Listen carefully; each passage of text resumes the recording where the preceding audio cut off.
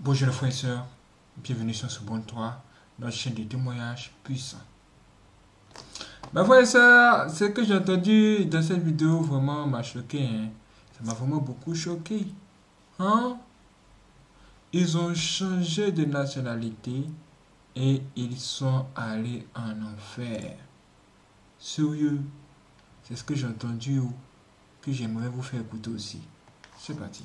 Chambre de ceux qui avaient changé la nationalité. Misérable était cet endroit de tourment. Les cris des pleurs, la détresse, le chagrin résonnaient dans mes oreilles. Les âmes étaient en lambeaux, un désespoir épouvantable, mes chers frères et sœurs. Le jugement de Dieu dans cet endroit semblait irrationnel.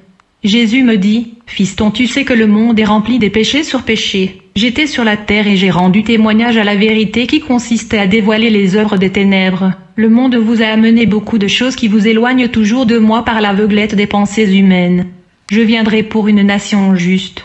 Ne rejetez pas l'intégrité et l'honnêteté. Une nation est un héritage sacré que j'ai donné à un peuple et la nationalité est sacrée.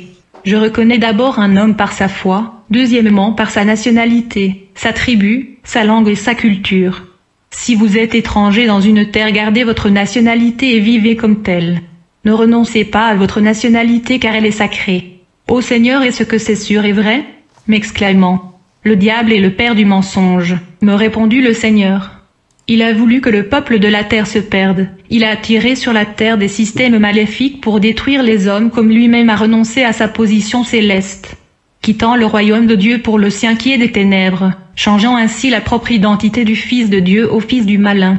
C'est ainsi qu'il cautionne à courtiser les habitants de la terre à faire pareil, voulant que tout homme renonce à sa nationalité, ce qui est aberrant aux yeux de Dieu.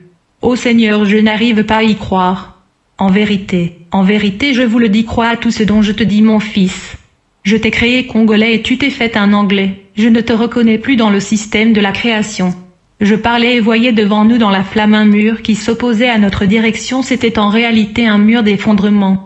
Il s'effondrait et se reconstruisait rapidement. Je dis, Seigneur, comment passerons-nous?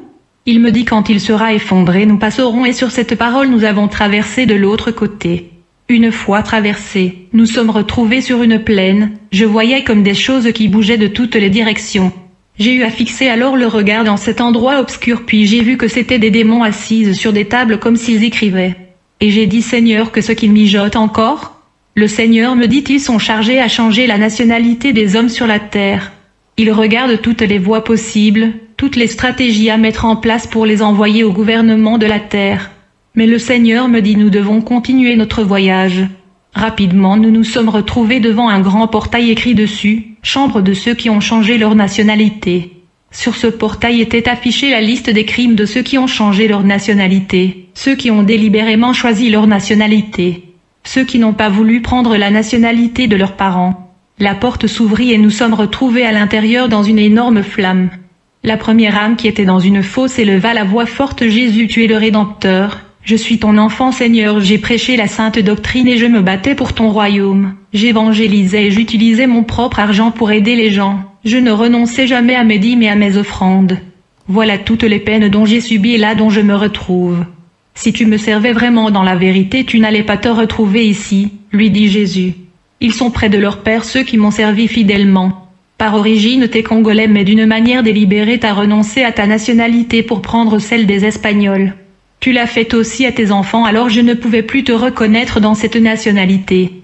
Il répliqua avec une bouche tout enflammée, Seigneur, c'est la nécessité qui m'a obligé, et tu sais, Seigneur, même la Bible ne l'a point parlé. Par mon expertise du prédicateur, j'allais comprendre.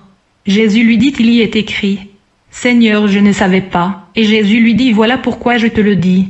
Il dit, Seigneur, je n'avais pas de choix vu le niveau de mon intelligence, je cherchais du travail, et les Espagnols m'ont proposé de changer la nationalité pour le profit de leur entreprise et pays à défaut de perdre mon job et tout ce qu'il y avait comme intérêt.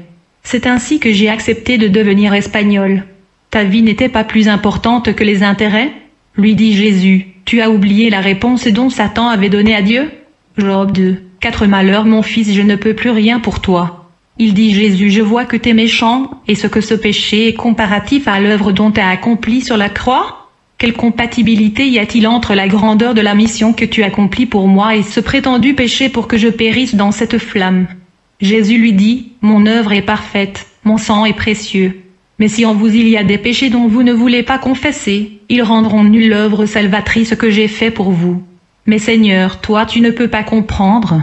Jésus lui dit, au-delà de toute compréhension est ma volonté, alors fiez-vous à elle. Jésus lui tourna le dos et nous continuâmes notre chemin.